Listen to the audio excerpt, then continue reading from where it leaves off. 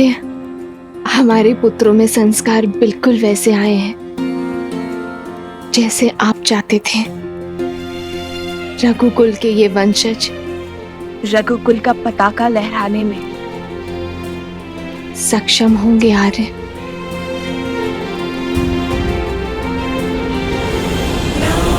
सिया राम जय जय राम, राम सिया राम।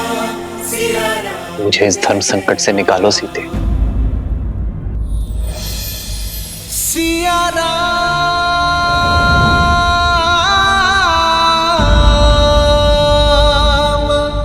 प्रकृति सूर्य की प्रतीक्षा में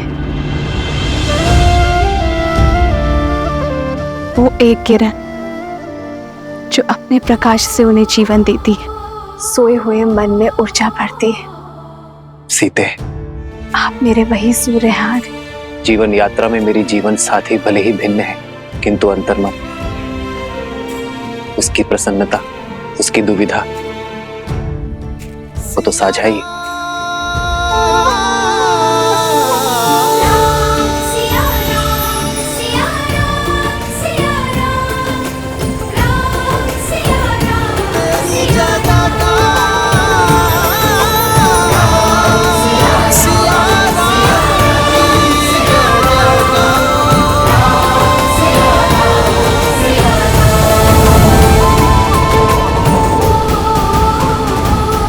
कैसे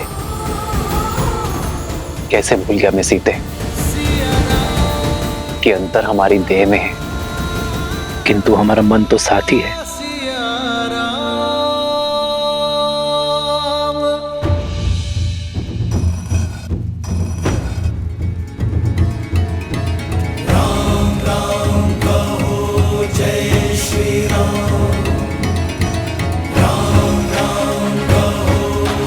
परंतु भैया, आपको कैसे पता कि भीतर ऐसी माया है? जब मार्ग में कोई रोकने वाला ना हो तो समझ जाना चाहिए कि कोई आपको वही लाना चाहता है। गुफा के प्रवेश द्वार पर न कोई सैनिक या फिर कोई सुरक्षा न देखकर मुझे कुछ अनिष्ट प्रतीत हुआ। जैसे हम मकरासुर के जाल में फंसे थे, वैसे ही यहाँ भी फंस सकते थे। ओमकरण के उपस्त्र और कुंदन भी असुरों ने ही रखे थे ताकि हम इस गुफा में आए। अद्भुत!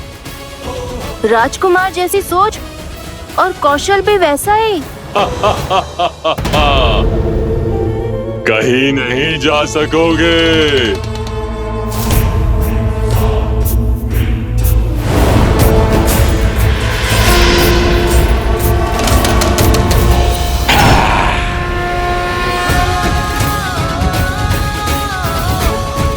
राम नाम के समक्ष कोई असुर शक्ति टिक नहीं सकती।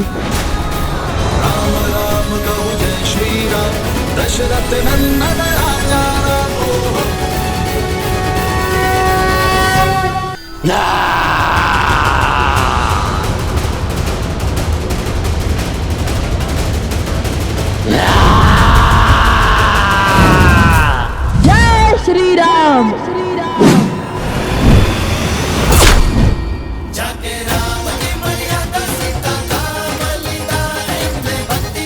अद्भुत भैया।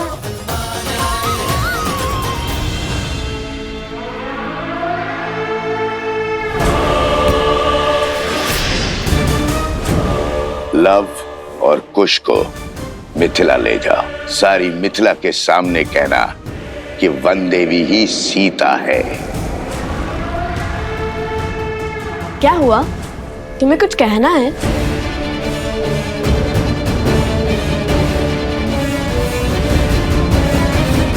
नहीं, तब चलो शीघ्र, अत्यंत भूख लगी है। चलो।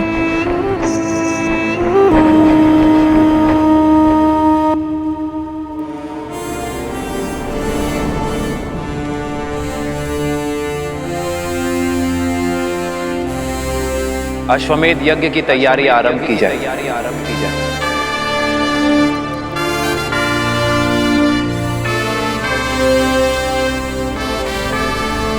मैं अपनी पत्नी के साथ ही यज्ञ में बैठूंगा।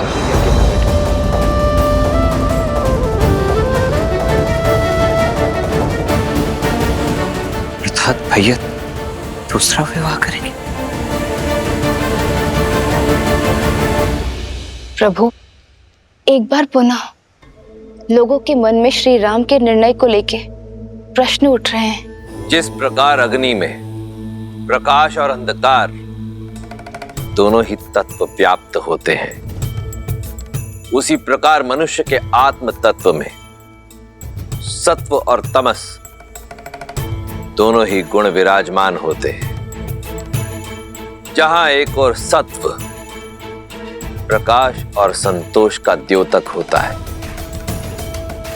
वहीं दूसरी ओर तमस अंधकार और असंतोष का प्रतीक है। जिस प्रकार अग्नि स्वभाव से चंचल होती है और वायु के तनिक से संचार से फैल जाती है, उसी प्रकार मनुष्य का आत्म तत्व अर्थात उसका मन भी सदा चंचल रहता है और तृप्ति अतृप्ति, संतोष असंतोष के मध्य झूलता रहता है। किंतु समाज में स्थिरता लाने का कोई तो उपाय होगा ना महादेव? यह समाज तभी स्थिर होगा देवी, जब यह श्री राम की शरण को पूर्णतः स्वीकार कर लेगा, जब ये श्री राम के प्रत्येक निर्णय को अपना सत्य, अपना धर्म मानेगा। परंतु उसका समय अभी आया नहीं है। देखा नहीं आपने, जैसे ही नगर जनों ने यह समाचार सुना कि उनकी अयोध्या नगरी में अश्वमेध यज्ञ का आयोजन होने जा रहा है, जहां उनके राजा श्री राम अपनी पत्नी सहित यज्ञ में यजमान होंगे, तो क्षण भर में ही कितनी ही बातें होना प्रारंभ हो गई।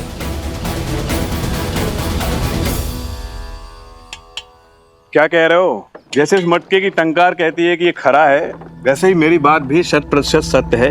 महाराज राम ने भरी सभा में घोषित किया है वो यज्ञ में अपनी पत्नी के साथ बैठेंगे। आप सही कह रहे हैं। लगता है राजकुमारों ने महाराज को दूसरी विवाह के लिए मना लिया है। वैसे उचित ही हुआ है। समाज में ना पत्नी के बिना घर पूरा होता है, ना महारानी के बिना राज्य। उचित ही कह रहे। ये लो बंधु। सुनिए, भोजन तैयार है, आइए भोजन कर लीजिए। अरे भाग्यवान, भोजन छोड़ो, पेट तो हमारा बातों से ही भर गया। तुम नहीं जानती, समस्त नागरिकों में चर्चा है महाराज श्री राम दूसरा विवाह करने जा रहे हैं। क्या? फिर से कहो। हाँ, अपने कानों से सुनकर आई हूँ। महाराज राम विवाह करने वाले हैं और सुना है विवाह मत्स्य देश की राजकुमारी से करने वाले हैं। मत्स्य देश की राजकुमारी? ये तो बड़ा अशुभ समाचार है। यदि विवाह हुआ तो महारानी सीता का अपमान होगा। वही तो। कैसा अपमान? सुना है महारानी सीता इतने वर्षों से मिथिला में रह रही हैं, और तो और अश्वमेध यज्ञ का निमंत्रण देने के लिए महाराज स्वयं मिथिला जा रहे हैं। मुझे तो लगता है महारानी का त्याग और वनवास दोनों मिथ्या है, मिथ्या। प्रजा को भ्रमित किया जा रहा है।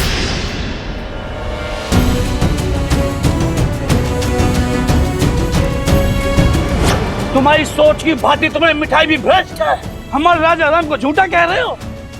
अरे यदि किसी द्वार पर उनकी छाया भी पड़ जाए ना, उस घर में भी कभी कोई असत्य नहीं कहता, और तुम उन्हीं पर लांछन लगा रहे हो।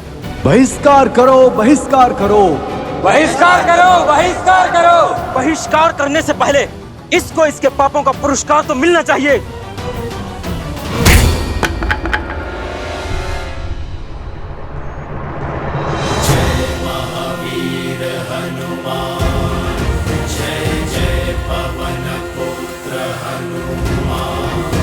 क्या बात है?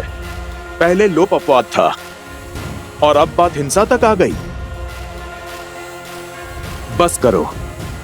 वाद विवाद ठीक है, किंतु राम राज में हिंसा के लिए कोई स्थान नहीं है।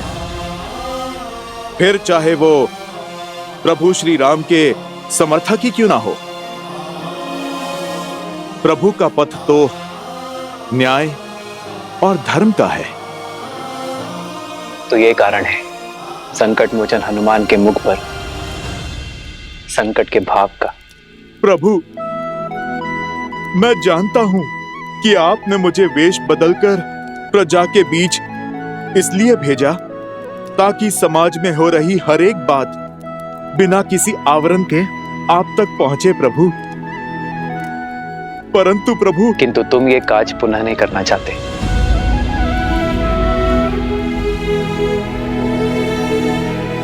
क्योंकि अगली बार ये भक्त भगवान के अपमान पर अपना क्रोध नहीं रोक पाएगा। प्राण ले लीजिए प्रभु, किंतु आपके प्रति अभद्र शब्द सुनने का दंड मत दीजिए। प्रभु, मैं तो जानता हूं आपका निर्णय अंत में समाज को ज्ञान और सुख का प्रकाश देगा, माता सीता का सम्मान बढ़ाएगा। किंतु ये सब क्यों प्रभु? क्यों ये प्रजा ये नहीं समझ रही है? क्योंकि लोक अपवाद अभी कुछ समय के लिए ठहरा है हनुमान, पूरी भांति समाप्त नहीं हुआ है। संदेह था मुझे कि ये राक्षसी शक्तियां अश्वमेध यज्ञ के मेरे घोषणा के पश्चात पुनः प्रभावशाली होंगी। किसी अच्छे गुण को संजोने में, उसे बनाने में जीवन निकल जाता है हनुमान, किंतु उसे बिगाड़ने के लिए एक क्षण भी बहुत है। राक्षसी वृत्ति के विरुद्ध हमारा ये युद्ध बहुत लंबा है, कई चरण है उसके। सहस्त्रमुख रावण की सोच को अभी प्रजा के मन से निकालने में बहुत समय शेष है हनुमान।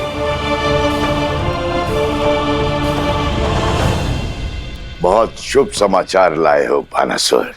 अश्वमेध यज्ञ में राम का अपनी पत्नी के साथ बैठने की सूचना का उपयोग हम उसके विरुद्ध करेंगे।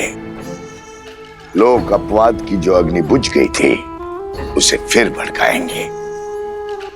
तुम जो कर रहे हो करते रहो। जी महाराज। और मैं पूरी अयोध्या को यह विश्वास दिलाऊंगा कि उनके नर रूपी नारायण राजा राम केवल एक धूर्त राजनेता है। सीताराम। और सब तुम्हारी भांति पवित्र और निस्वार्थ तो नहीं होते ना हनुमान, जिन पर विकारों का प्रभाव ना हो। मानव मन अति चंचल होता है हनुमान। जिस प्रकार गर्भ में सोए अबोध शिशु की लात माता आनंद से सह लेती है, उसी प्रकार प्रजा की भूल होने पर एक राजा को क्रोधित होने का अधिकार नहीं है। यह अश्वमेध यज्ञ मेरी प्रसिद्धि के लिए नहीं, अयोध्या के कल्याण के लिए है। हमें राक्षस और राक्षसी सोच को अयोध्या से भगाना है।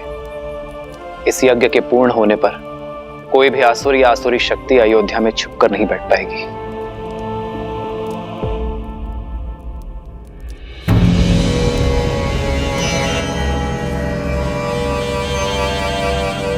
प्रणाम संत श्री।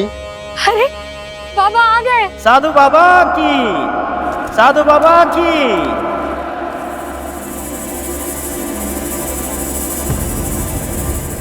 लोक अपवाद की जो अग्नि बुझ गई थी उसे फिर भड़काएंगे।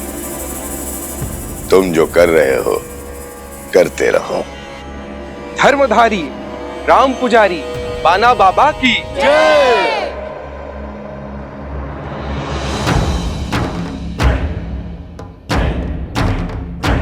मैं अपने तपोबल से यह समझ चुका हूं, महाराज राम जिस मर्यादा जिस धर्म की बात करते हैं वही सत्य है। धर्म के मार्ग में अनेकों असत्य सुनाई देते हैं, दिखाई देते हैं। उससे बचने के लिए मैं आज से ये पट्टी बांधकर हर मार्ग से निकलूंगा। राम राज्य का हित श्री राम की बताई हुई बातों में है। हम सब श्री राम की पूजा करते हैं क्योंकि उन्होंने धर्म के लिए अपनी पत्नी तक का त्याग कर दिया। परंतु यदि महाराज उस त्यागी हुई सीता को पुनः अयोध्या ले आएंगे तो वो त्याग नहीं छल होगा। अब अयोध्या में उस त्यागी हुई सीता के लिए कोई स्थान नहीं। अब कोई मर्यादा को भंग करने का दुस्साहस नहीं करेगा। बिल्कुल उचित कहा बाबा जी, ये तो हमारी भावनाओं के साथ छल होगा। रामधारी राम पुजारी बाबा की जय। रामधारी राम पुजारी बाबा की जय। रामधारी राम पुजारी बाबा की जय। आइए सब बाबा का आशीर्वाद लीजिए।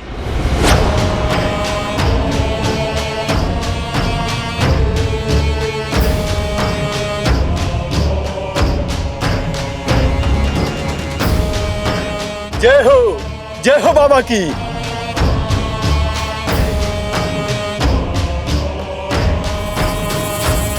जय हो बाबा जी की। जय हो बाबा जी की। बाबा की जय हो, बाबा की जय हो, जय हो बाबा की।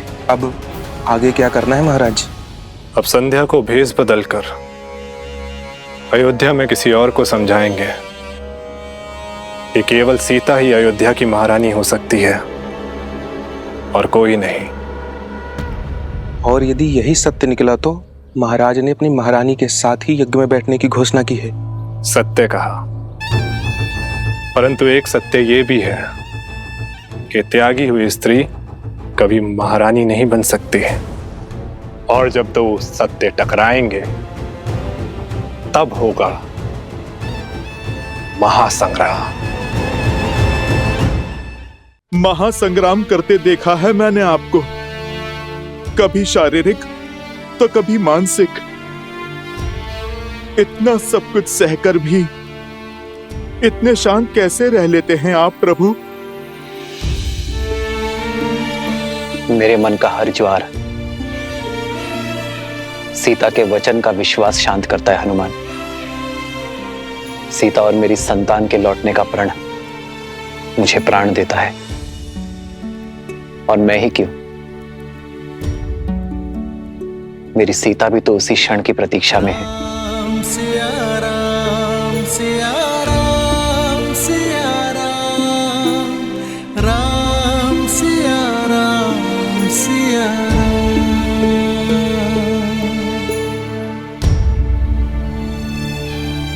चिंता ना करें वन देवी, लव कुश आते ही होंगे। जानती हूँ, किंतु दिन ढलने के साथ साथ मन व्याकुल हो रहा है। लव कुश आ गए। लव कुश आ गए। लव कुश आ गए। लव कुश आ गए। लव कुश आ गए।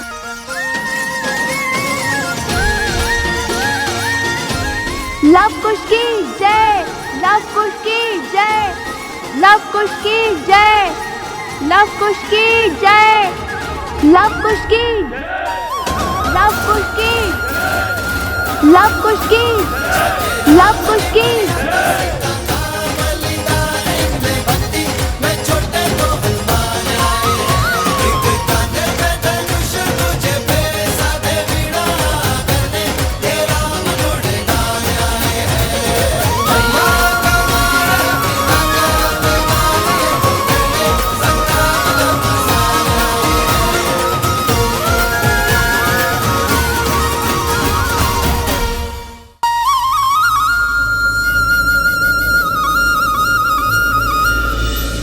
श्री राम की अर्धांगिनी सीता है वो, सीता। तुम ठीक तो हो ना सोमकरण?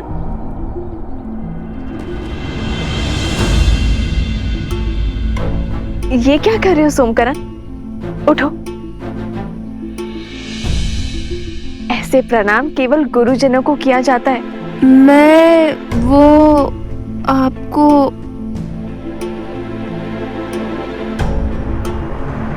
ओहो, जब से राक्षसों के बीच रहकर आया है, लगता है जैसे इसका मस्तिष्क स्वयं के नहीं, उनके नियंत्रण में है। देखिए कैसे विचित्र व्यवहार कर रहा है, कुछ बोल ही नहीं रहा। इतना ही नहीं माता, वन में फल तोड़ने से लेकर हमें खिलाने तक सब इसी ने किया। हमें तनिक भी कष्ट नहीं होने दिया। और हमारे खाने के बाद जो फल बचते थे, उन फलों को ये खाता था और खेल कूद में भी जानबूझकर हार जाता था। किंतु मुझे कोई कष्ट नहीं। वो यहाँ पे भी करना सोमकर्ण। कुश, बुरी बात। मित्रों में समानता होनी चाहिए।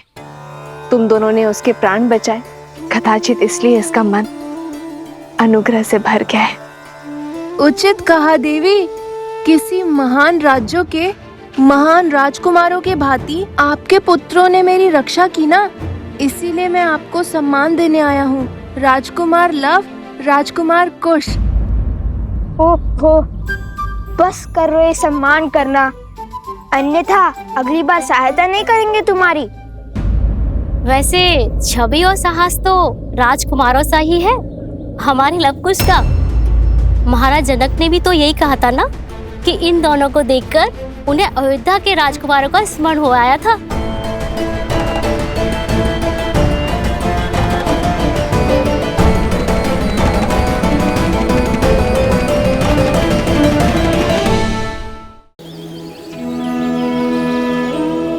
और जब मैंने उन वीर योद्धा बालकों से उनका नाम पूछा तो उन्होंने बड़े गर्व से कहा, लव कुश।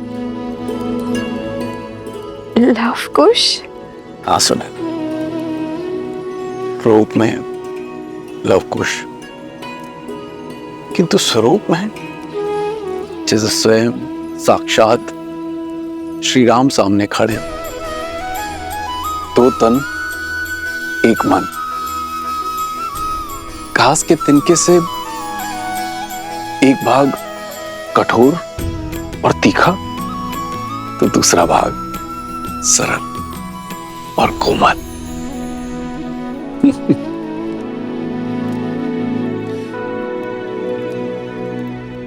जानता हूं इस कथा को सुनकर तुम अत्यंत व्याकुल हो रही है, किंतु बताना भी आवश्यक है, क्योंकि उन वीर बालकों को देखकर मुझे अयोध्या के राजकुमारों का स्मरण आया। और मुख, क्या उनके मुख पर आपको सीता के मुख की आभा नहीं दिखी? और उसके माथे की रेखाएं भी नहीं दिखी आपको? मैं उनकी माता से मिला, किंतु सीता नहीं थी। और छवि, क्या आपको उनमें सीता की छवि भी नहीं दिखाई दी? 40 वर्षों से मैंने अपनी पुत्री सीता का मुख भी नहीं देखा। अब तो उसकी स्मृति भी विस्मृत होने लगी है। आप विश्राम कीजिए, आप अस्वस्थ क्या कर रही हैं आप ले चलिए मुझे, मैं क्षण भर में अपनी सीता को पहचान लूंगी। आप ले चलिए मुझे, ले चलिए। तो क्या सीता का पिता इतना अभागा है कि उसकी पुत्री सीता सामने होती है और वो पहचान भी नहीं पाता? मैं वन देवी से मिला हूं। आप कहीं नहीं जाएंगे, आप विश्राम कीजिए, आप अस्वस्थ हैं। अस्वस्थ हूँ? जब से मेरी पुत्री चली गई है, मैं क्षण भर में उसे पहचान लेती। आप उन ऋषि कुमारों को खोजने के लिए 8 दिशाओं में अपने सैनिकों को भेज दीजिए। मैं उन्हें देखते ही उनके अस्तित्व का पता कर लूंगी। आप कुछ कीजिए ना।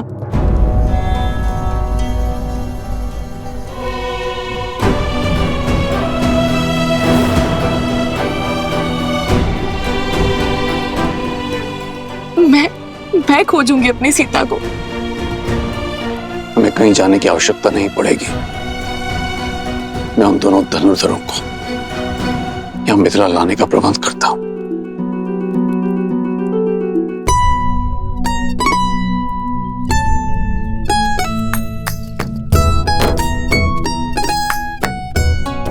लव भैया, अभी तो स्वच्छ किया था, विशेष तुनीर को लेकर क्यों बैठ गए? क्योंकि हमें इस तुनीर को ससम्मान मिथिला के महाराज जनक को लौटाना है। आओ, तुम भी हाथ बटाओ। जब लौटाने जाएंगे तब साफ भी कर लेंगे ना। ऐसे 3 में 3 बार इसे रगड़ते रहे तो घिसकर पतला तार हो जाएगा ये तुनीर। कदाचित लौटाने के लिए कुछ बचे ही ना। अच्छा, तो महाबुद्धिमान कुमार कुश, ये बताओ कि क्या तुम स्नान करने से घिस गए? घिस सकता था, किंतु मैं स्नान करते समय स्वयं को अधिक रगड़ता नहीं। रक्षा कुमार, रक्षा कुमार, कहाँ है? बताओ, अभी मार दूंगा। वो रक्षक कुमार बोल रहे, राक्षस कुमार नहीं। ओहो, ध्यान से सुनो, अगली बार यदि तुमने मुझे राजकुमार या फिर रक्षक कुमार या फिर कुछ भी ऐसा कहा तो मैं गुरुदेव को कहूंगा कि तुम्हें बुद्धि के लिए कोई औषधि दे। क्षमा रक्षक, भूल हो गई। मैं तो एक समाचार देने आया था। अभी अभी कुछ मिथिला के ऋषि आश्रम में आए थे। उन्होंने बताया कि मिथिला में धनुर्विद्या की बहुत बड़ी प्रतियोगिता होने वाली है।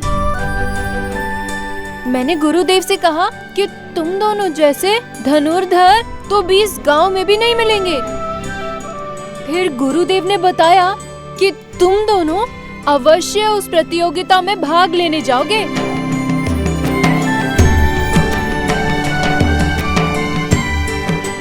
अब केवल भगवान वाल्मीकि की आज्ञा शेष है। लो, महाराज जनक को तुम्हें लौटाने का अवसर मिल गया। हम मिथिला जाएंगे भैया। अवश्य जाएंगे। तो रुक क्यों गए?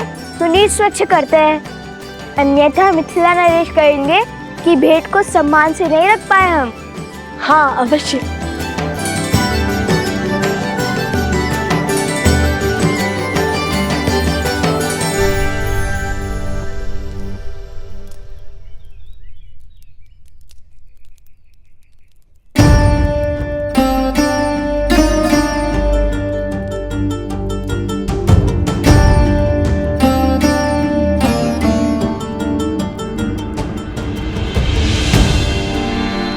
प्रणाम ऋषिवर।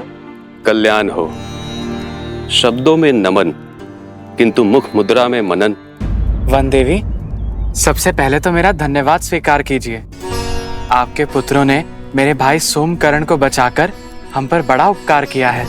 अपने मित्र की सहायता करना उनका कर्तव्य था, और फिर लवकुश अपने गुरु भाई को अकेले संकट में कैसे छोड़ सकते थे। अवत्सरा, तुम ऋग्वेद के ज्ञाता हो। शिष्यों को मंदिर में ले जाकर पाठ आरंभ करो, मैं आता हूँ। जो आज्ञा ऋषिवर। चलो। बताइए वन देवी, क्या समस्या है? ऋषिवर, भगवान वाल्मीकि ने मेरे पुत्र को मिथिला जाने का आदेश दिया है। जानता हूँ। तो ऋषिवर, आप ये नहीं जानते कि मेरी माता उन्हें देखते ही पहचान लेगी। जितना मैं उनको जानती हूँ उससे अधिक वो मुझे पहचानती है। वो मेरे पुत्रों में मेरी छवि अवश्य देख लेंगी। भेद खुलने का भय स्वाभाविक है वन देवी, किंतु आपको जो उचित लगे आप वो कीजिए। शेष सब नीति का निर्णय।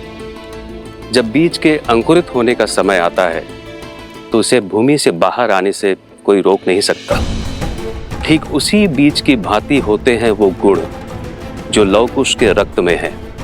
शौर्य, विद्या, कुलीनता और धर्म, जो न मिटाने से मिटते हैं और न छुपाने से छुपते हैं। लवकुश को मिथिला जाने दें।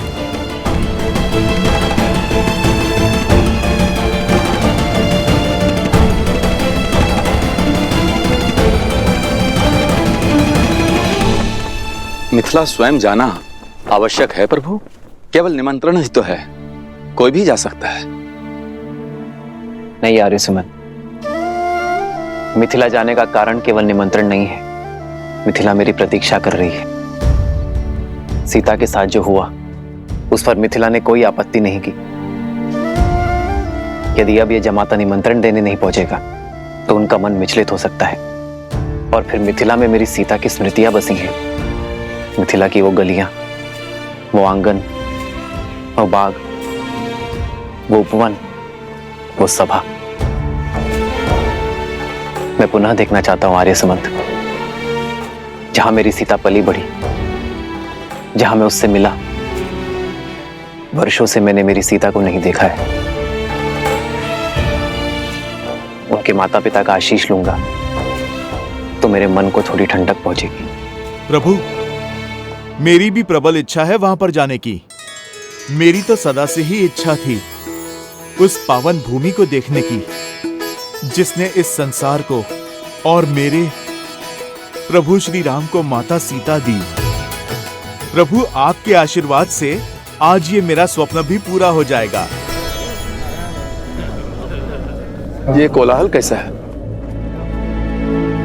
प्रभु, मैं देखता हूं।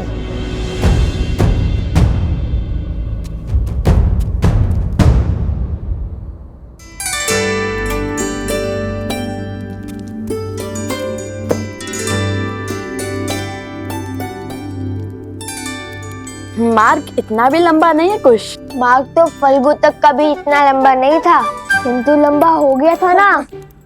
कोई सोमकर्ण पुनर्लुप्त हो गया तो जैसे अपने मकरासुर के युद्ध में जो सीखा उसका उपयोग रक्त केतु के जाल से बचने के लिए किया, वैसे मैंने भी सीखा है ढेर सारे भोजन साथ लेकर चलना। हे कुमार कुश, इस बार कहीं नहीं जाएगा सोमकर्ण, क्योंकि इस बार हमारे मार्ग में हमारे साथ उसके भाई और हमारे उपगुरु अवस्था भी साथ जा रहे हैं। और भला बड़े भाई के होते हुए छोटे भाई को कुछ हो सकता है क्या? तो ये भोजन छोड़ दूं भैया? अरे नहीं नहीं नहीं, ये तो शस्त्रों से भी अधिक महत्वपूर्ण है, क्योंकि यदि तुम्हारा पेट भरा रहेगा तो भूख भुलाने के लिए तुम्हारी उटपटांग बातें और विचित्र कुतर्कों के बाण नहीं सहने पड़ेंगे हमें। पिछली बार तो गाँव उठाने की बात कर रहे थे, इस बार पूरा संसार ना उठा लेना तुम। भैया, मुझे तो अब भी विश्वास नहीं हो रहा है कि हम देवी सीता की नगरी जा रहे हैं। वो उपवन, वहाँ के शिव मंदिर, वो दरबार जहाँ पे श्री राम ने धनुष बाण किया, सब साक्षात देखने को मिलेंगे, है ना भैया? अद्भुत। अवश्य।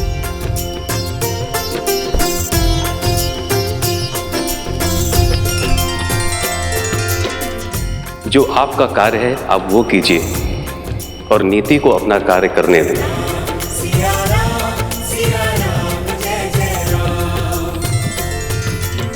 प्रणाम ब्राह्मण देव, कहिए क्या समस्या है? प्रभु, ये लोग। महाराज की जय हो। मैं मत्स्य राज्य से आया हूँ आपके लिए मत्स्य राज की राजकुमारी का विवाह का प्रस्ताव लेकर। ये देखिए महाराज, उर्वशी और रंभा से भी अधिक सुंदर है हमारी राजकुमारी। महाराज, त्रिशानु की ओर से छोटी सी भेंट।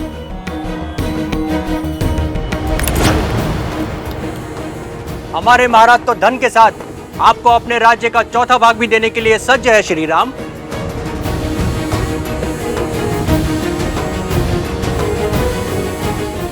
आप सबका प्रस्ताव भले ही उचित हो, किंतु उसे देने का उपक्रम अनुचित भी है और अनीतिपूर्ण भी। विवाह कोई व्यवसाय नहीं है जिसका आधार केवल संपत्ति का लेन देन हो। ये मेरा आपसे अनुरोध है कि अपनी राजकुमारियों का अपमान ना करें। एक स्त्री को भोग्य बनाकर प्रस्तुत ना करें।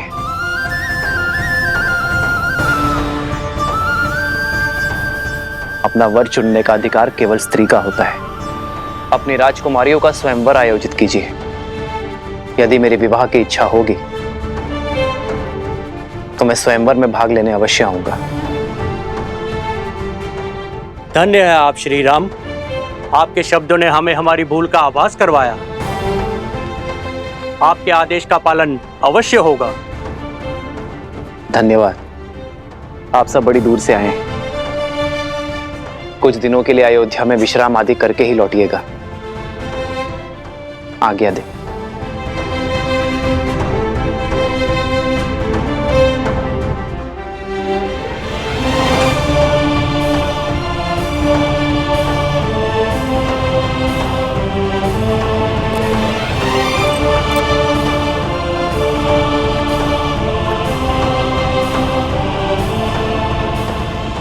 इतना ही नहीं, मिथिला के गौरी मंदिर का उपवन स्वर्ग से भी सुंदर है। रंग बिरंगे पुष्प, सरोवर मंत्र मुग्ध कर देंगे तुम्हें। माता, ऐसा लगता है जैसे आप मिथिला और महारानी सीता के दर्शन कर चुकी हैं।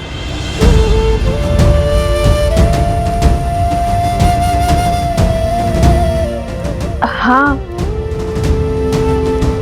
हाँ, बालपन में गई थी मिथिला, कुमारी सीता को भी देखा था। जानते हो, ज्ञान की नगरी कहलाती है मिथिला। जब हम तुनील लौटाने महाराज जनक से मिलेंगे तब हम उन्हें बताएंगे कि हमारी माता महारानी सीता की सखी थे। महारानी सीता की नगरी देखने के लिए रहा नहीं जा रहा मुझसे तो। एक बात स्मरण रहे, तुम दोनों वहां स्पर्धा में भाग लेने के लिए जा रहे हो, तो बाकी प्रतियोगियों से भिन्न नहीं रहना, क्योंकि यदि उन्हें ज्ञात हुआ कि तुम दोनों मिथिला नरेश को जानते हो तो बातें बनेंगी। तुम दोनों जीत तो जाओगे, किंतु अन्य स्पर्धक मिथिला नरेश पर पक्षपात का लांछन लगाएंगे। तो उचित यही होगा इस स्पर्धा के अंत होने तक तुम दोनों उनकी दृष्टि से ओझल रहना। जी माता। किंतु अंत में तो हमें तो उनसे मिलना ही होगा ना। हम उन्हें कहेंगे कि प्रभु श्री राम और महारानी सीता के नाम पे पत्र लिख दे, जिससे अयोध्या पहुंचाने का कार्य हम करेंगे। और इसी बहाने प्रभु श्री राम और महारानी सीता दोनों के दर्शन पालेंगे। अवश्य, किंतु महारानी सीता को माता सीता कहोगे तो उन्हें अधिक सुख मिलेगा। माता सीता? माता सीता?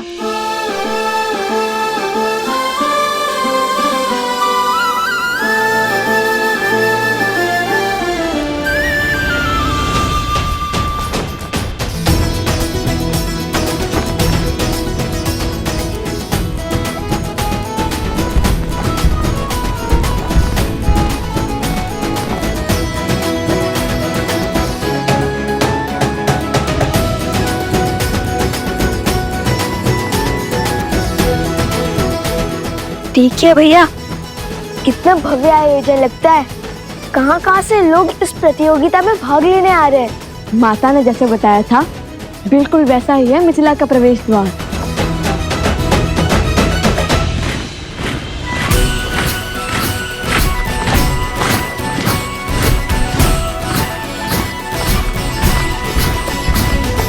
अयोध्या का ध्वज? ये क्या अयोध्या की सेना आ रही है?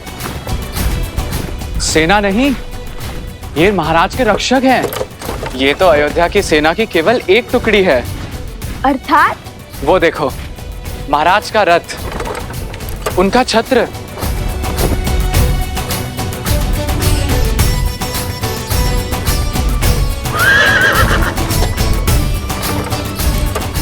अद्भुत, ये तो श्री राम का रथ है। लगता है श्री राम के दर्शन यहीं हो जाएंगे, आनंद आ जाएगा। हम उन्हें बताएंगे कि हम उनके सबसे बड़े भक्त हैं। कहाँ है रथ?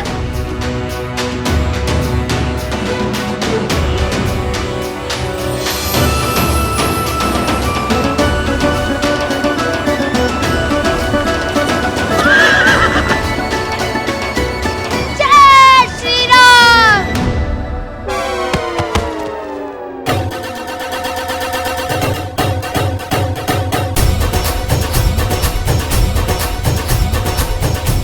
शीघ्र चलिए भैया, लगता है श्री राम के दर्शन हो ही जाएंगे।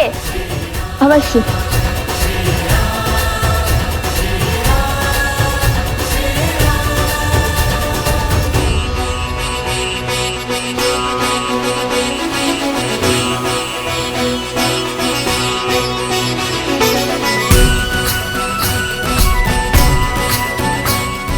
राजगुरु सतानंद जी, ये मैं क्या सुन रहा हूं?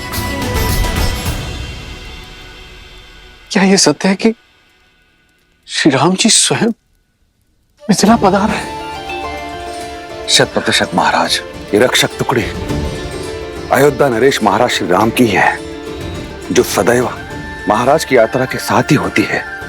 और मुझे ऐसा प्रतीत हो रहा है कि ये आपको अश्वमेध यज्ञ हेतु आमंत्रित करने आ रहे हैं।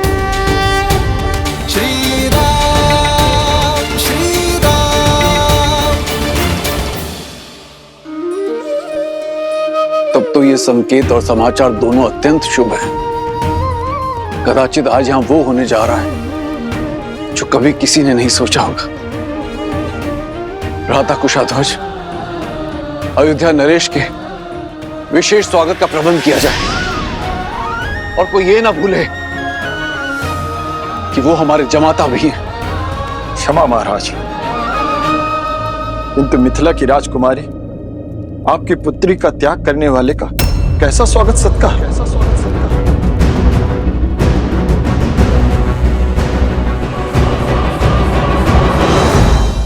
ये आप क्या कह रहे हैं भ्राता कुशाध्वज?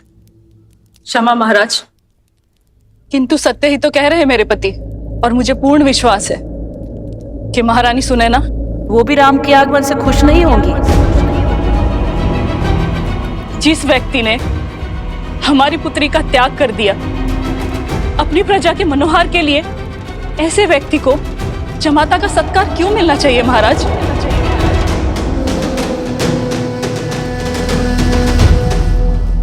उचित कह रही हैं देवी चंद्रभागा।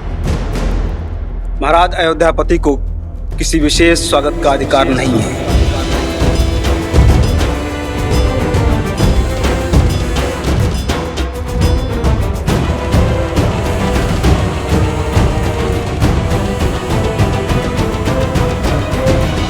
सीता ने मुझे एक पत्र लिखा था जिसमें उसने स्पष्ट रूप से अयोध्यापति को निर्दोष कहा था, क्योंकि तब वो अयोध्या में थी। उस पत्र का कोई मूल नहीं महाराज। मूल है तो हमारे दुख का, जो सीता के विरह के कारण हमें मिला है।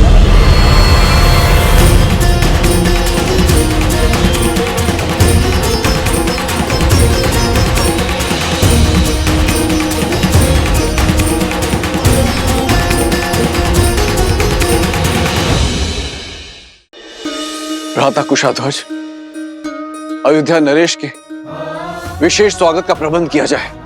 क्षमा महाराज, आपकी पुत्री का त्याग करने वाले का कैसा स्वागत सत्कार, कैसा स्वागत सत्कार। सीता ने मुझे एक पत्र लिखा था जिसमें उसने स्पष्ट रूप से अयोध्यापति को निर्दोष कहा था, क्योंकि तब वो अयोध्या में थी। उस पत्र का कोई मूल नहीं महाराज। मूल है तो हमारे दुख का, जो सीता के विरह के कारण हमें मिला है। और आप सबको क्या लगता है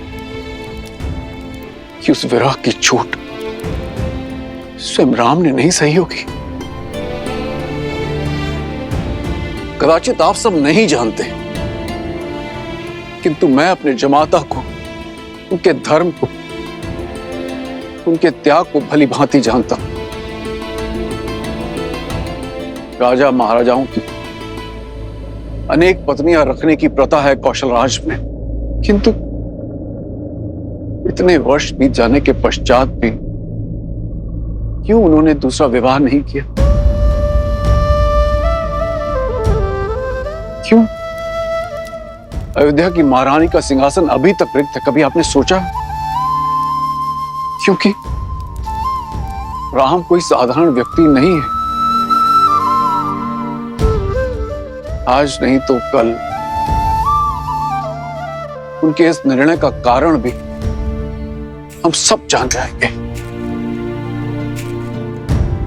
किंतु इस समय सर्वप्रथम हमें उनके स्वागत की तैयारियां करनी चाहिए।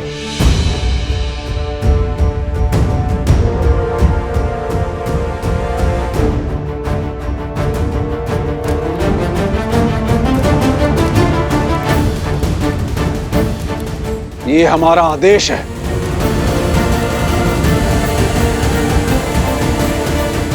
जो आज्ञा।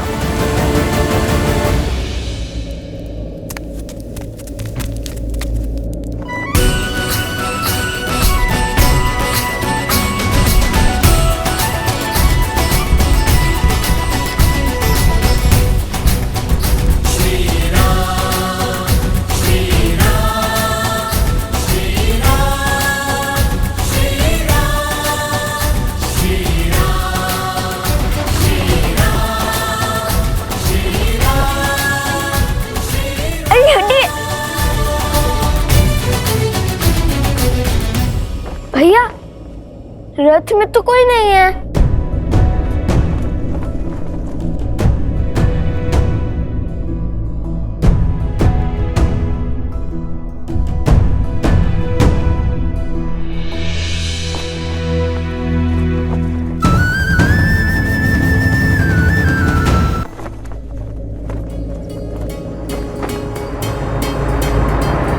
मिथिला नरेश की जय हो।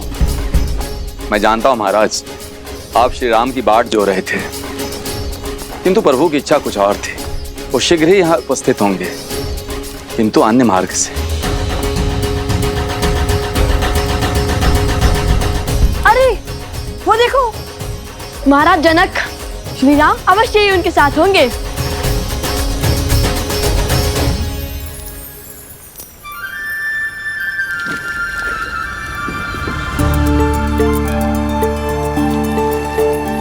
लगता है इस मार्ग से बीती कोई स्मृति जुड़ी है। हाँ हनुमान, ये वही मार्ग है जहां से गुरु विश्वामित्र हमें अयोध्या से मिथिला लेकर आए थे।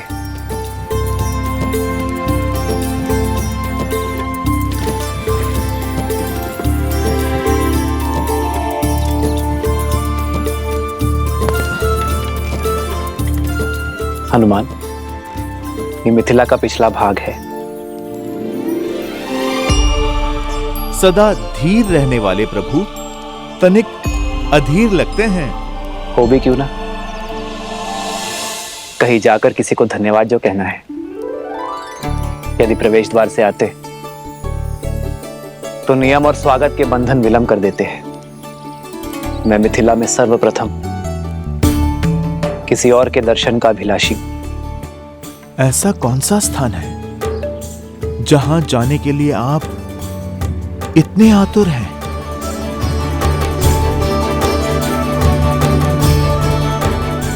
आओ हनुमान।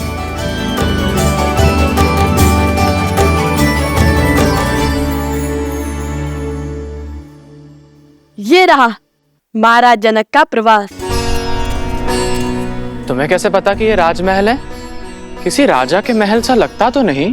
क्योंकि महाराज जनक महाराज से पहले एक ज्ञानी और एक पंडित है, और ज्ञान के पुजारी सामान्य जीवन जीते हैं। और हमारी माता ने भी महल का यही वर्णन दिया था। लव और कुश को मिथिला ले जाओ। सारी मिथिला के सामने कहना कि वन देवी ही सीता है।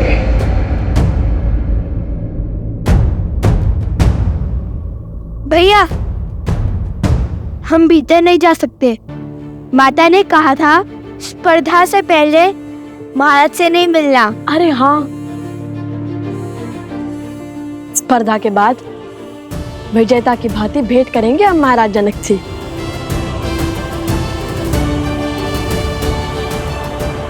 चलिए।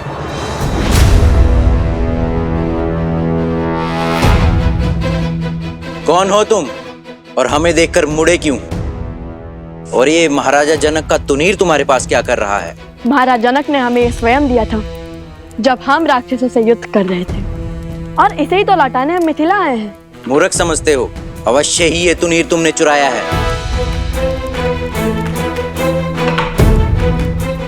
चलो महाराज के पास ले चलते हैं इन्हें। सावधान, वेशभूषा से कभी भी किसी का आकलन नहीं करते हैं। रावण ने भी श्री राम को एक वनवासी समझ के यही भूल की थी।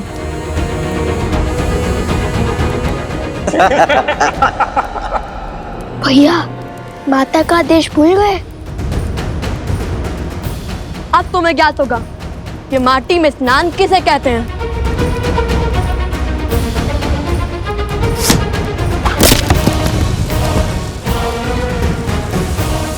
भागो भैया।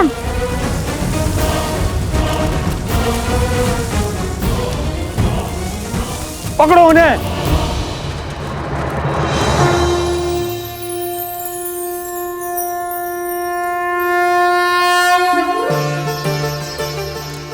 माता,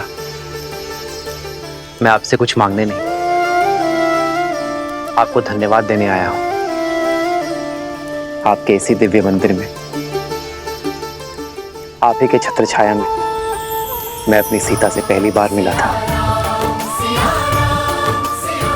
सीता को मेरे जीवन में लाने के लिए,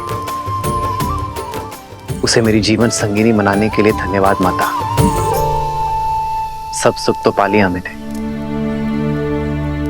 किंतु दुख केवल इस बात का है कि मेरी संतान आपके दर्शन से वंचित रह गई।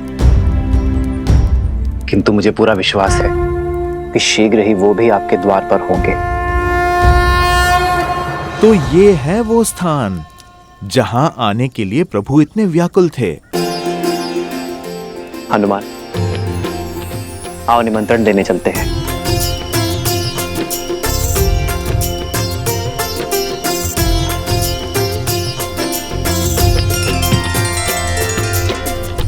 भैया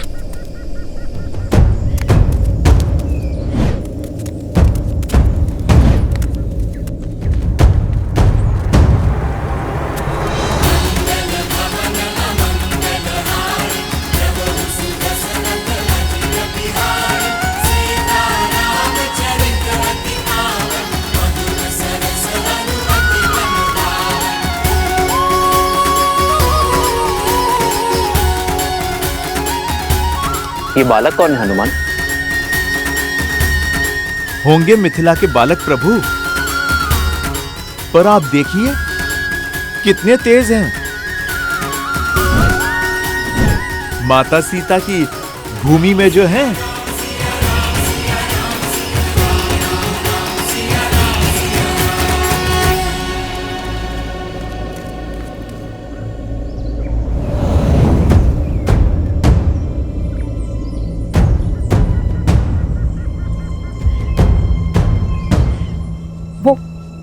वो छिद्र बहुत ही छोटा है, हम उसके भीतर जाते हैं, वहां से आने प्रवेश नहीं कर सकते। चलो। कुछ जल्दी आओ। आजा। उनमें से एक वो रहा तुनीर चोर, पकड़ो उसे।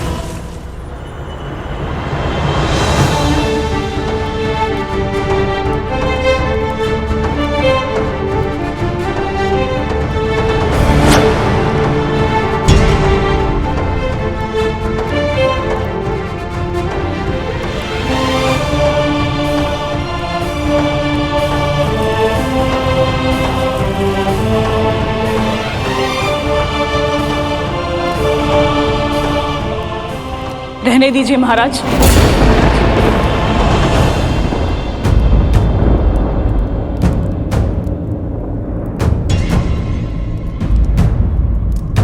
लज्जित ना कीजिए।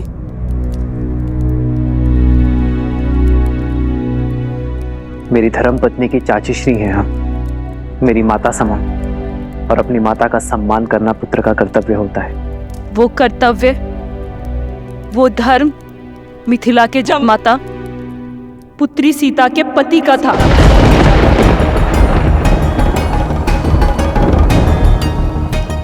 परंतु आज यहाँ अयोध्यापति खड़े हैं, वो अयोध्यापति जिन्होंने धर्म की स्थापना के लिए मेरी पुत्री सीता का त्याग कर दिया। बस चंद्रभागा, बस कर।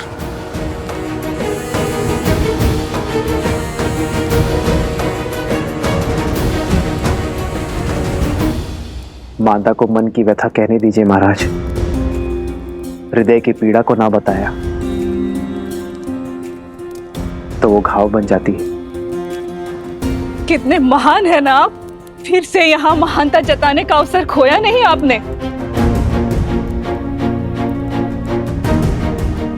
हर दिशा में आपका गुणगान गूंजता है, हर कोई राम जैसा पुत्र और जमाता चाहता है, किंतु मेरा मन कहता है कि मिथिला की हर एक दीवार पर लिखवा दिया जाए कि अयोध्या में कोई अपनी पुत्री न ब्याहे।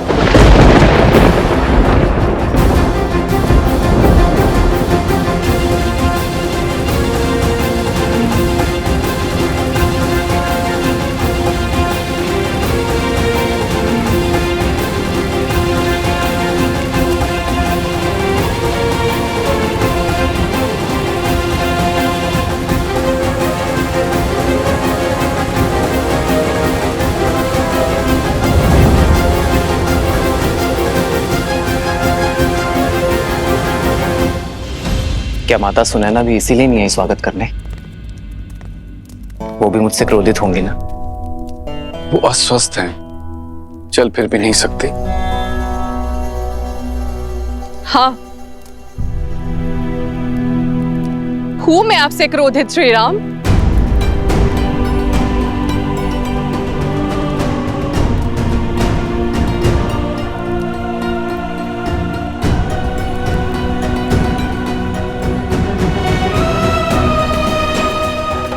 सुनैना,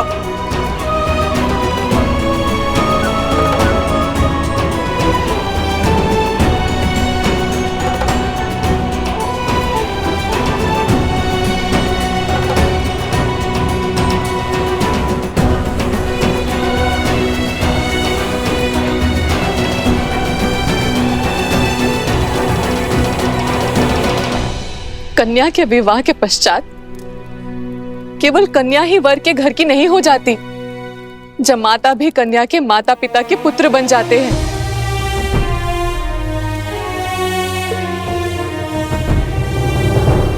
मैं जानती हूं कि धर्म स्थापना के पद पर निकले पथिक को घर परिवार की सुध नहीं होती, किंतु इतने वर्षों में अब एक बार तो हमारे द्वार पर आते राम।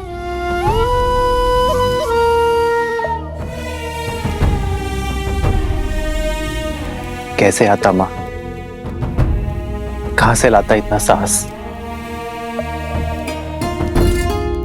अपना मुख दिखाने की शक्ति कहां से लाता मैं माँ? किंतु आपकी स्थिति का तनिक भी भान होता ना मुझे,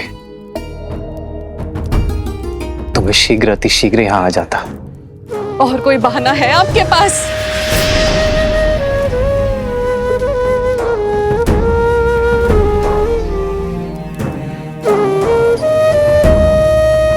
सीता और आपके विवाह के क्षण मुझे लगा था कि महादेव ने स्वयं आपको भेजा है, किंतु आपने मेरी पुत्री को त्याग कर मुझे अत्यंत दुख दिया है राम। और ये कतई महादेव की इच्छा नहीं हो सकती। बस करो सुनैना, बस करो। आपके पास अब भी कोई उत्तर नहीं है ना?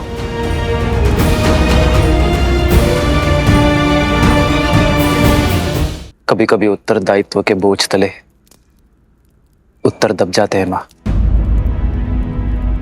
कुछ दाग ऐसे होते हैं जो सदियों तक नहीं मिट पाते हैं।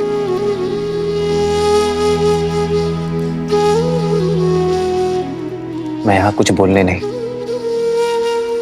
केवल सुनने आया हूं माँ।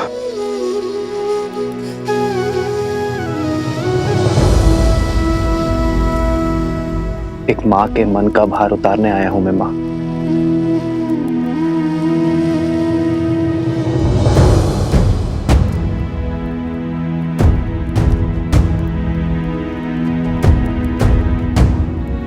ग्लानि और पीड़ा आपके नेत्रों में है राम। अपने सर पर और कितना बोझ लेंगे आप?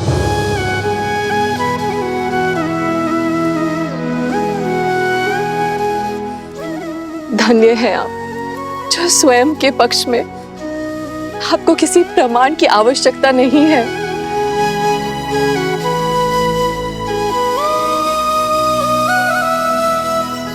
जिन्होंने शबरी के झूठे बेर खाकर संसार को भक्ति और आदर का उदाहरण दिया, अहिल्या को उद्धार किया,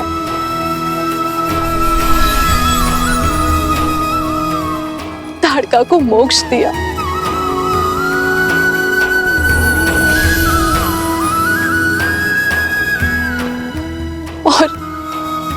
और मेरी पुत्री के लिए समस्त राक्षस जाति का संहार किया। यदि वो मेरे द्वार पर आए और उनके आगमन पर मैंने आरती से उनका स्वागत नहीं किया, तो इस संसार में मुझसे बड़ी अभागन कोई नहीं होगी। मिथिला में आपका स्वागत है राम। हो मंगल भवन मंगल हारी, द्रवहु सुदशरथ अजर बिहारी। सीता राम चरित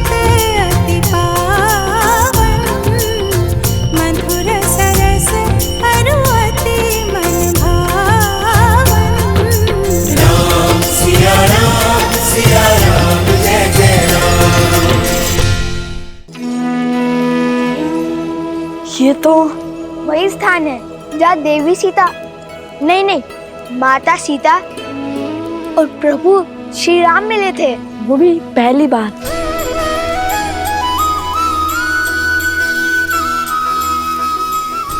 हे माता गौरी, हमें एक बार, केवल एक बार माता सीता और प्रभु श्री राम के दर्शन करवा दीजिए।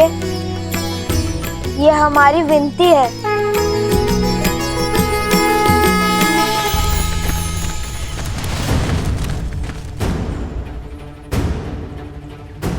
भैया, वो विनती करना भूल गया था। वो माता कहती है ना, नम्र शब्द के साथ स्वच्छ मन से जो मांगो मिलता है। तुम ना, चलो अब।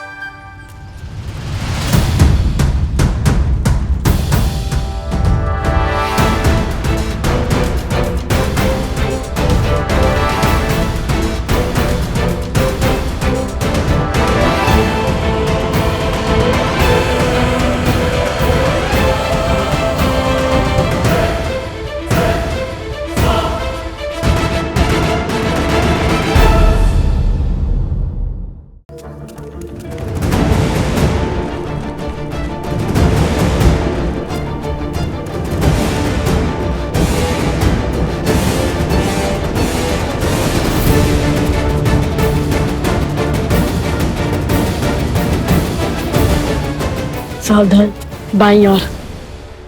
अरे प्रभु श्री राम,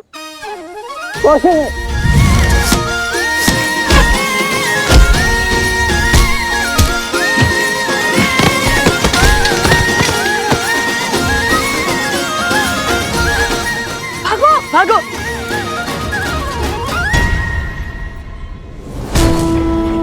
बल और बुद्धि दोनों के धनी है।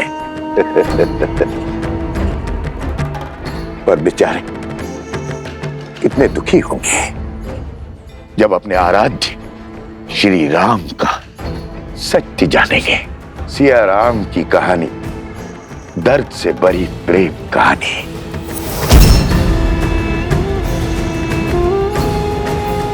प्रेम कहानी। त्राहिमाम, त्राहिमाम। धन्य हो गया मैं महाराज जनक, जहां साक्षात भूमिजा माता अवृत थीं। उनकी धूल इस माथे पर लगाने का सौभाग्य मिला। तर गया महाराज ये हनुमान।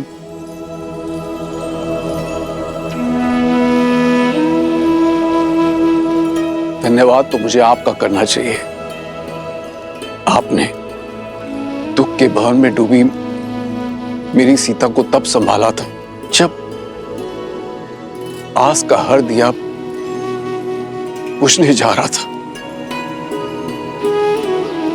वक्त से पुत्र बन गए आप उसके। ये तो प्रभु की लीला का फल है महाराज।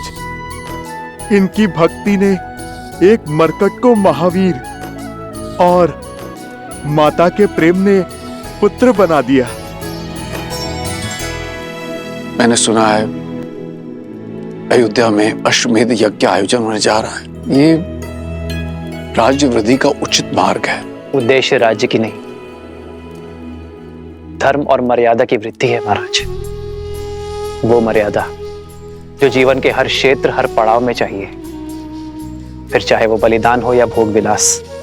मर्यादा मनुष्य का अभिन्न अंग है, जीवन के संतुलन का आधार है। भविष्य के सुख के लिए आज संसार को धर्म और मर्यादा का पाठ पढ़ना होगा। जगत में जब तक धर्म और मर्यादा का प्रसार नहीं होगा, तब तक राक्षसी वृत्तियां बढ़ती रहेंगी। राक्षसों का बल मानव ही तो है। अश्वमेध यज्ञ से अयोध्या समस्त संसार में धर्म और मर्यादा का प्रसार करेगा, राक्षसी विचारधारा का अंत करेगा। महाराज की जय हो। कहो कुशध्वज। सैनिक।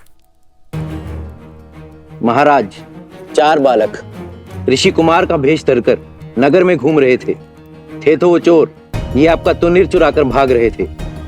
आपका तुनीर तो मिल गया है, शीघ्र ही सैनिक उन्हें भी खोज लाएंगे। कैसा अनर्थ कर दिया तुमने कुशाध्वज।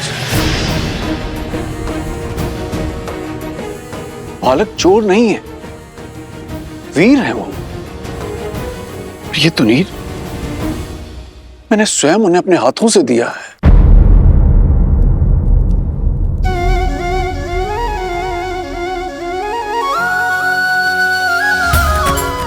उन्हीं वीर बालकों की तो मैं यहां पर प्रतीक्षा कर रहा हूं, और आपने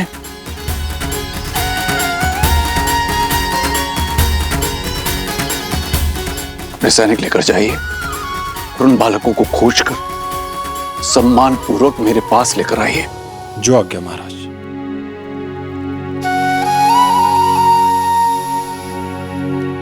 महाराज, आपने अपना दिव्य तुणीर उन बालकों को दे दिया। अवश्य ही अद्भुत होंगे वे।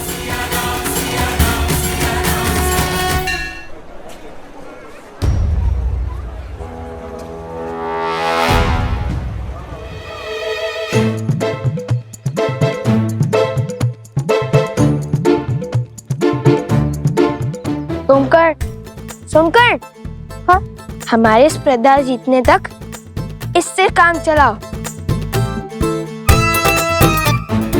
उसके बाद मिठाई क्या, प्रजा अपने विजेताओं को 56 भोग खिलाएगी। कुश, मुझे सैनिक, शांत रहो। वे हमारे बारे में ही बात कर रहे होंगे। खोजो उन बच्चों को और ले चलो महाराज के पास।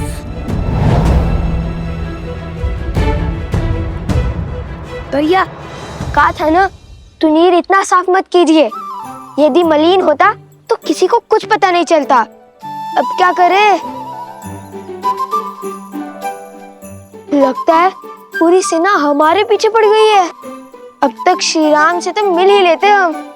अब ना स्पर्धा में भाग लिए बिना लौट सकते हैं, ना माता सीता श्री राम नाम के परिचय पत्र लिखवाए बिना।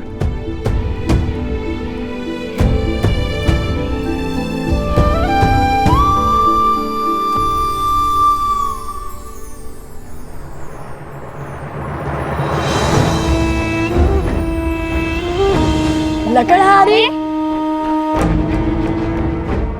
स्वर्ण है, हम वन में मिले थे।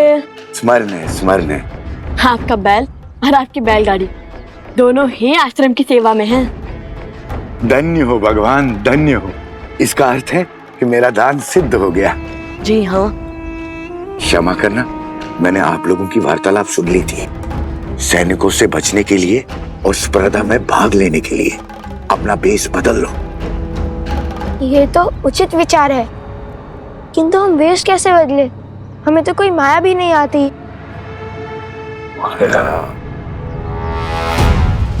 अरे देखो, वो रहे, पकड़ो उन्हें।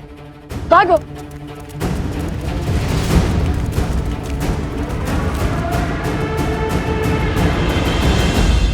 लवकुश, बड़े ही मधुर नाम है और अद्भुत प्रतिभा के धनी जान पड़ते हैं ये बालक।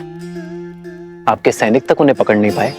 केवल प्रतिभाशाली ही नहीं राम, उनके मुख पर दिव्यता के दर्शन किए हैं मैंने, और उस दिव्यता ने मेरा मन मोह लिया। कोई साधारण ऋषि कुमार नहीं है, बल्कि साधु और शासक का अनूठा संगम है।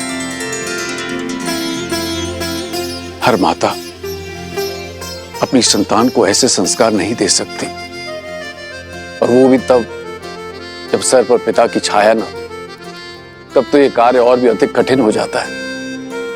जानते हैं, जब मैंने उनसे उनके पिता का परिचय मांगा तो उन्होंने क्या उत्तर दिया? उन्होंने कहा कि उनकी माता ही उनके पिता हैं। बस ऐसे ही नाती की आशा में अपना जीवन और अपना शासन टिकाए बैठा। कहीं उनकी माता?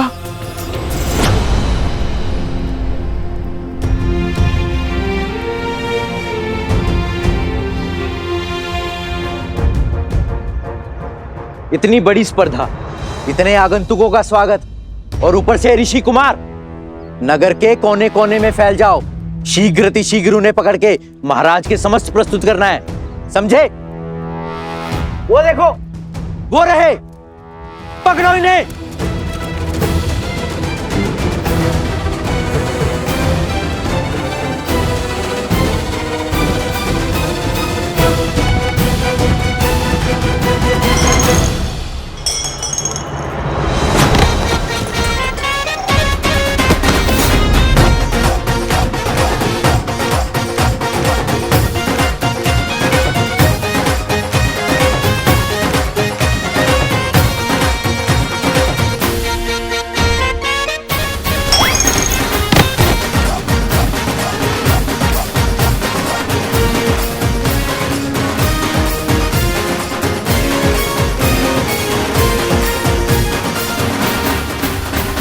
नहीं हनुमान, मैंने उनकी माता वन देवी के दर्शन किए हैं, किंतु सुनैना को ऐसा लग रहा है जैसे मैंने उन बालकों को पहचानने में कोई भूल की है, और वो उन्हें देखते ही क्षण भर में उन्हें पहचान जाएगी कि वो सीता के पुत्र हैं या नहीं।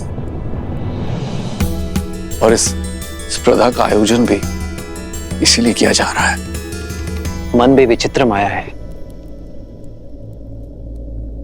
एक और कहता है कि सीता के विषय में कोई समाचार तक ना सुनो, तो दूसरी ओर जब किसी समाचार की आशा टूटती है तो मन भी टूट जाता है। महाराज,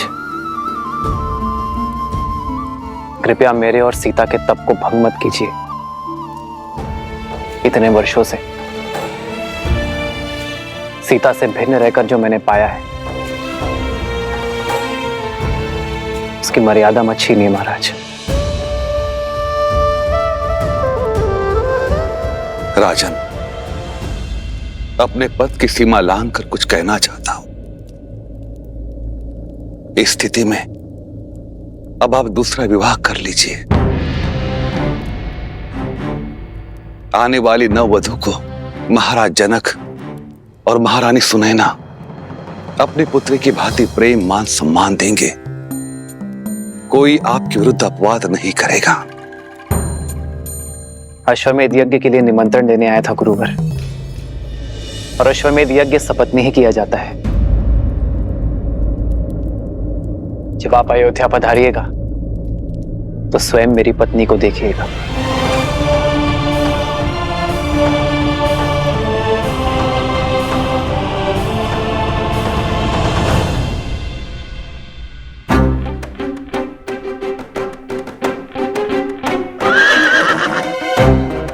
कोश, हमें स्पर्धा में जाना है और तुम अश्व से बातें कर रहे हो। नहीं नहीं, अनुमति ले रहा हूँ।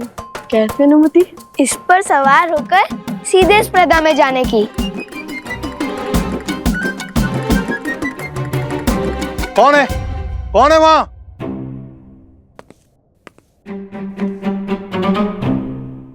मेरा अश्व चुरा रहे हो? नहीं, अरे नहीं, चोरी नहीं कर रहे थे, अनुमति है। किसकी अनुमति? मैंने तो कोई अनुमति नहीं दी। हाँ हाँ, किसने दी अनुमति? इसकी। और वैसे भी अश्व पे सवारी करनी है तो अनुमति अश्व से ही लेंगे। ये कोई देगा अनुमति? मैं दूंगा अनुमति। तो दीजिए अनुमति। अच्छा, अश्व का चारा है अनुमति कि मांगी और दे दी? कोई चारा ही तो नहीं बचा, इसीलिए।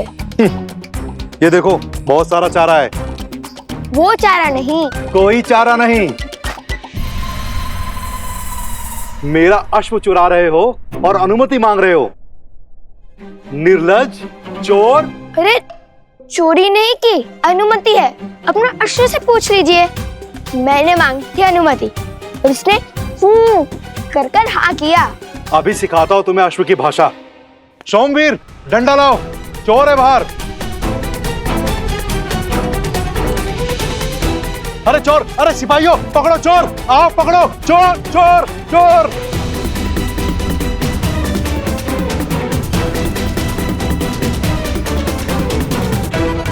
चोर, चोर, चोर, चोर, चोर, चोर। अश्वमेध की आहुति तो सपत्नी दी जाती है, अर्थात अब दूसरे विवाह के लिए सज है। अद्भुत श्री राम, अद्भुत।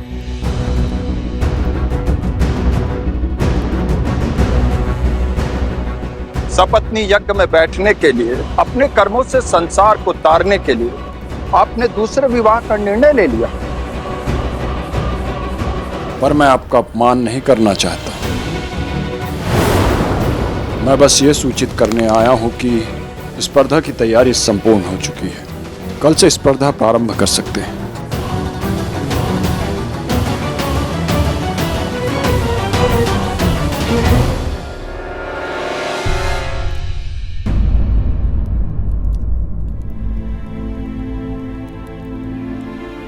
क्षमा चाहता हूं श्री राम।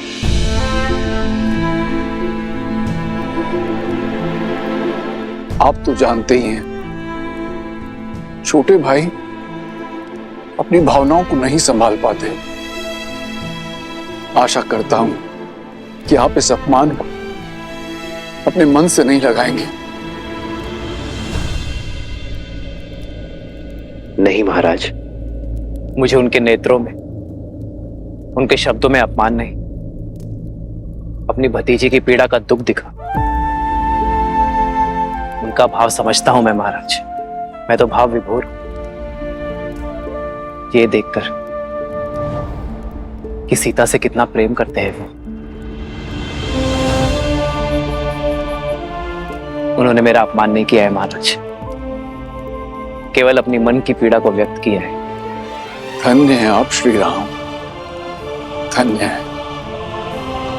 वर्षों बाद मिथिला पधारे हैं। हमें आतिथ्य का अवसर दीजिए। आपसे एक विनती है, धनुर्धरों की जो प्रतिस्पर्धा होने जा रही है उसे देखकर ही प्रस्थान करें। श्री राम जैसे धनुर्धर सामने देखकर तो उससे प्रतियोगियों का मनोबल बढ़ेगा। अवश्य महाराज, उन वीर बालकों को मैं देखना चाहूंगा जिन्हें आपने अपना दिव्य तुनीर दे दिया।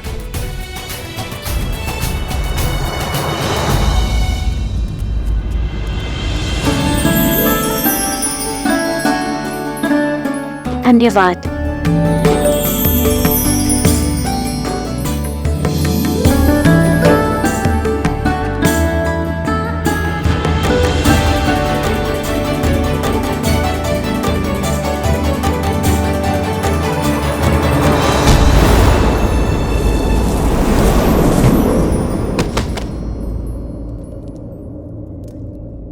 ये क्या? वरमाला के लिए फूल लिए थे, सारे बिखेर दिए।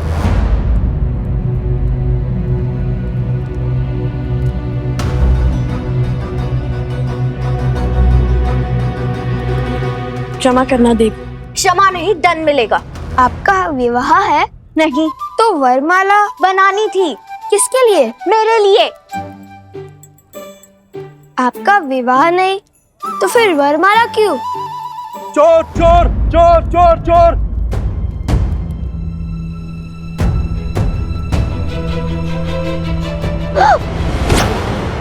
तुम चोर हो?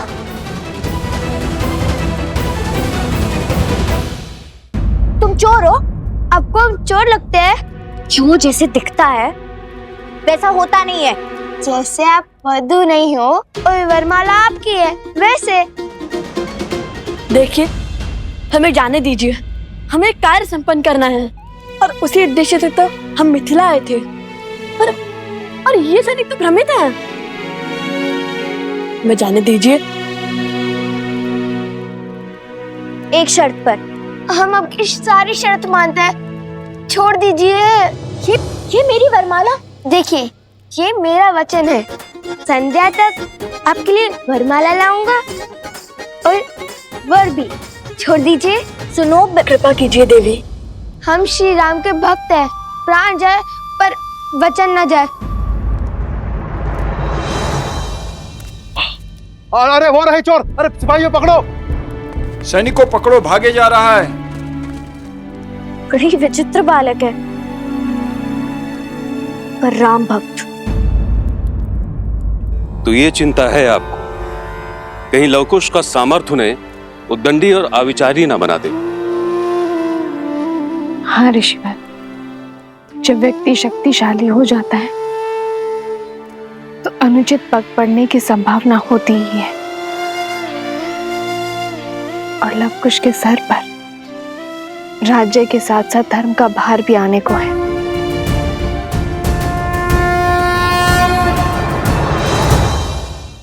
अपने पुत्रों पर विश्वास रखिए वन देवी, क्योंकि उन्हें शिक्षा स्वयं भगवान वाल्मीकि से मिली है। रही बात उद्दंडता की,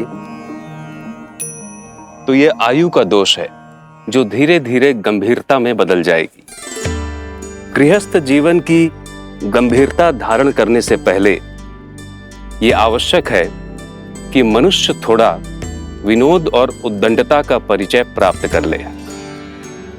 विनोद का ये परिचय और अभ्यास ही कठिन से कठिन परिस्थिति में मन को स्वस्थ रखता है। और मुझे पूर्ण विश्वास है कि अयोध्या का भार संभालने का समय आने तक आपके पुत्र योग्य होंगे।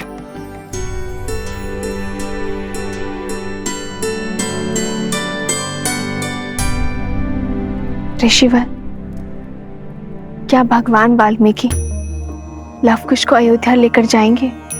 यदि उन्हें स्वयं लवकुश को ले जाना होता और केवल राम परिवार को एक करना होता तो इतने वर्षों तक आपको वनवास का दंश क्यों भोगने देते?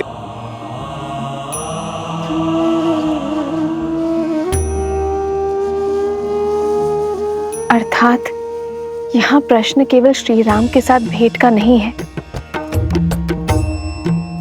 बल्कि समस्त अयोध्या के हृदय परिवर्तन का है।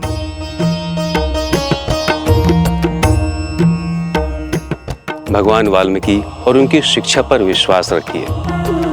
वो लवकुश को बिना उचित ज्ञान दिए अयोध्या नहीं भेजेंगे। और अभी उचित ज्ञान प्राप्त करने का मार्ग है लवकुश का मिथिला प्रवास।